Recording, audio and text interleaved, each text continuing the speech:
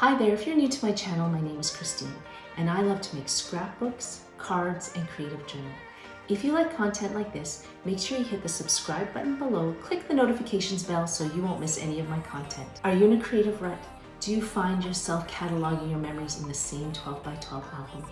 Well, today I'm going to show you a new scrapbook idea that does not include an album, a journal, or a scrapbook. So stay tuned and let's get crafting. This is by far one of my favorite scrapbooks that does not include a book. I bought this little container at the Container Store, and it's actually supposed to be used for cards that I make that I give away. What I used from the gift shop to create this amazing scrapbook, non-scrapbook, scrapbook. I don't even know what that means. Anyways, it's not a scrapbook. So here are my travels to San Diego. There are so many different possibilities out there. So open your mind to what you see and see if you can use that in your scrapbooks.